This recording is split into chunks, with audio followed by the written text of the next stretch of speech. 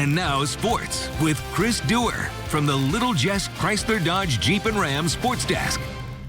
And tip-top of the evening, everybody, and welcome to Sports Final, Week 10 on your schedule, postseason edition, number 1, Ben. We have the opening of Missouri District Football tonight and one huge IHSA matchup Friday night taking place in Rushville, but State Softball in Springfield takes the billing. Highland starting the day off today in semifinal action against a very good Lynn squad. This was not a traditionally beautiful showdown.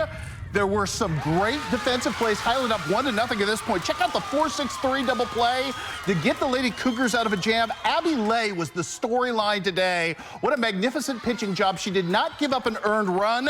She struck out 8 on the day, went all 8 innings. Spoiler alert on that. Miss Lay working her way through the Lynn lineup. Lynn would tie the game on a fielder's choice in the 5th.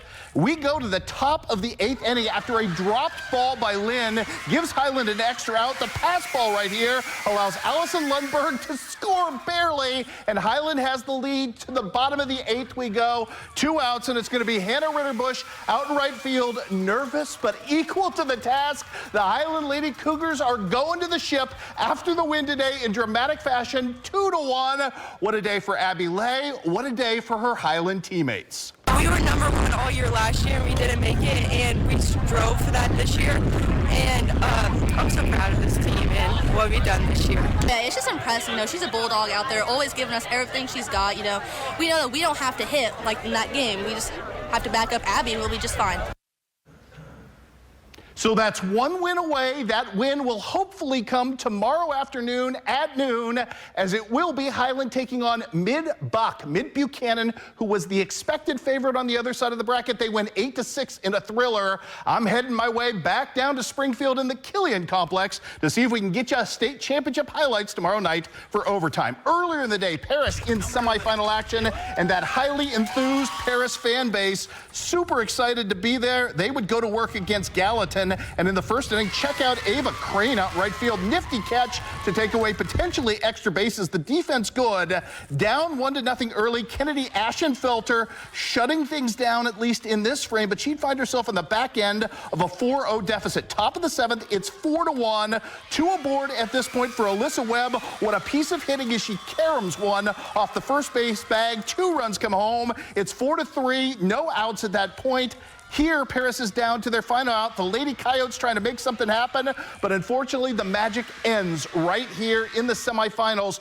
4-3 is the loss. Still, Paris had a chance to bounce back this afternoon, play in the 3rd place game, and it just seemed like things weren't going to work the Coyotes' way today. Took an early 2-0 lead in the first inning in this one as Kennedy Ashenfelter hit a 2-run double and pitched magnificently well, but a walk-off run in the 11th is the end. Paris, magnificent year. Job well done, ladies. They settle for 4th place in the state. Great stuff there. All right, let's talk about our only IHSA playoff game of the night, Ben.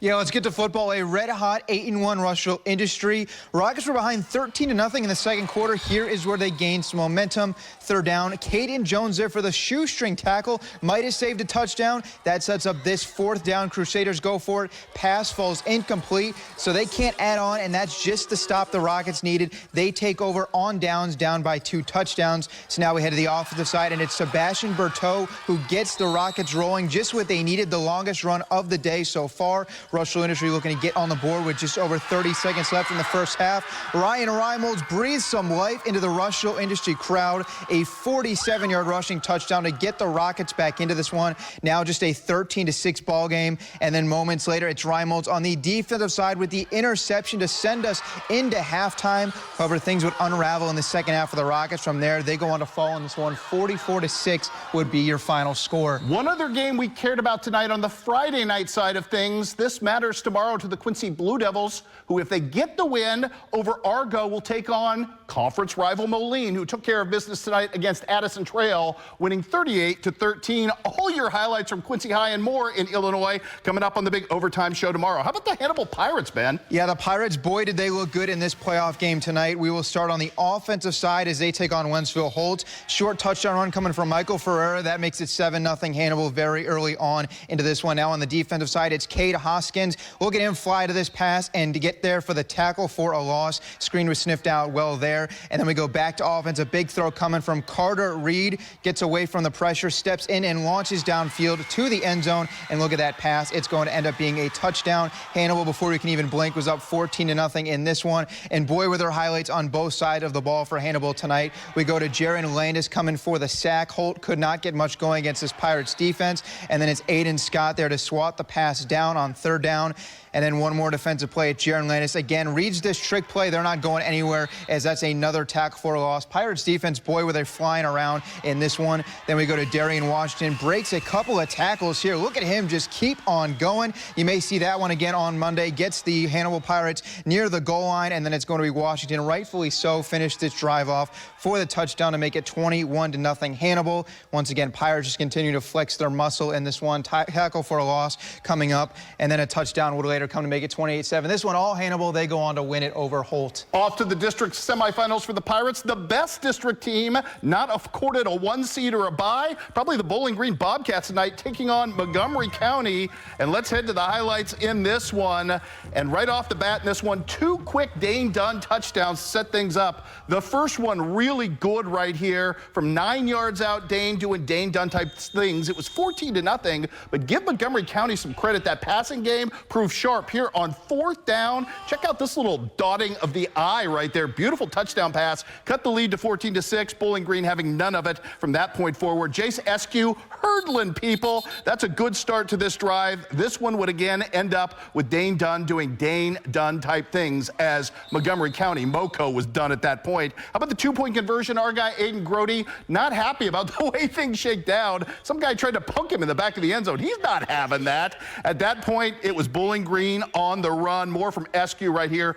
Big time run coming up from him, and that would set up an Easton Orff touchdown as well. Bowling Green had its way with Montgomery County to advance. They go to the district semifinals. The win tonight in favor of Bowling Green. They go down, or they get the win, and Montgomery County goes down 52-13. All right, Monroe City, Class 2, District 7. Yeah, Monroe City got to take their home field tonight against Palmyra, but let's start, that was against Highland. Let's start with Quincy Mayfield. You saw him on this past week, sensational 7, and that's because of runs like this. Look at the patience here from Mayfield, then eventually bounces it out, and he is gone down the sideline, breaks away for the long touchdown run to get the Panthers going on the board. And as if you could not get enough of Mr. Mayfield after he's done celebrating this touchdown, he's going to flash into your screen here in a couple seconds. On the defensive side, that's right, he can play both ways, and as Highland was trying to get things going, here comes Mayfield as we head towards the sideline, makes the hit right here, and that gets the stop to eventually give Monroe City the ball right back. Then we go back to the offensive side of the ball for the Panthers, and here comes Dylan Ross. Is this one of the better runs we'll see all week? He's about as strong as you're going to find, and he is just in that pile, keeps moving, eventually gets out and breaks free for the touchdown. Monroe City, boy, were they looking good early on in this one with the rushing attack on offense.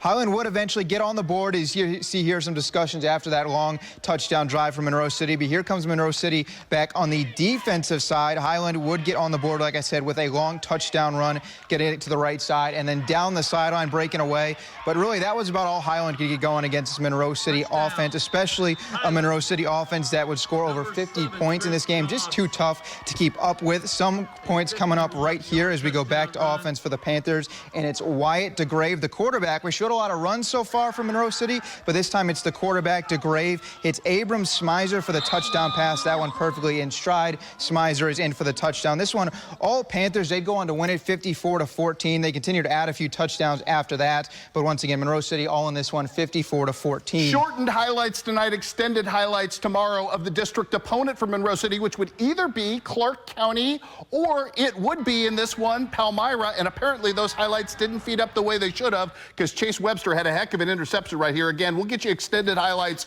tomorrow as it was Clark County pulling off the win 26-22. Apologies about the video problems there. Some other scores to pass along.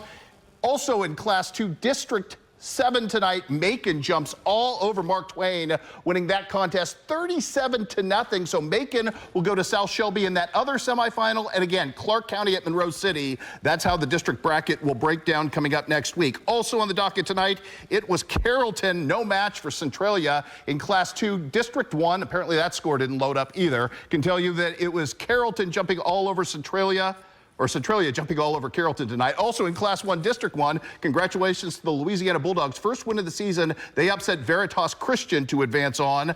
And let's do some 8-man football if we don't have that other score. Can we advance?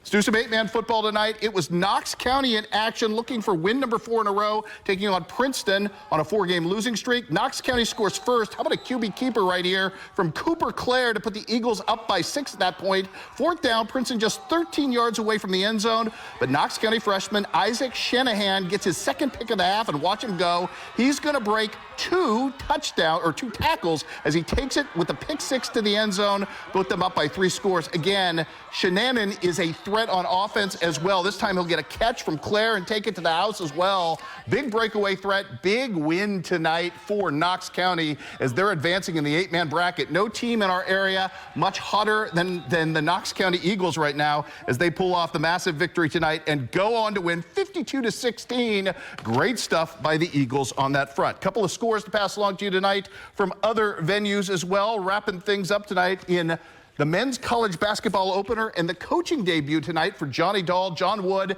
takes on Division I JUCO powerhouse Southeastern Community College. Acquits themselves fairly well, but loses in that game. 75-67 was your final there. Also in women's college basketball tonight over at the Atrium on 3rd Hotel Classic. A couple of our area teams making their debuts tonight. It was HLG losing to Mo Valley 69-40, and Culver Stockton falls in its own tournament to Viterbo 68-62 was your final. Scores you do not see there tonight in men's college soccer. Tough loss tonight for the Quincy University Hawks, which damages their GLVC playoff chances. They lose 2-0 to McKendree. The women end up losing 4-0. As mentioned, the biggest overtime show of the year coming your way tomorrow. Highland hopefully with a state championship in softball. We've got like 10 games tomorrow Plenty for of you football. in Illinois, and we've got cross country going on. This guy and I will see you at 10:30. Should be plenty of fun.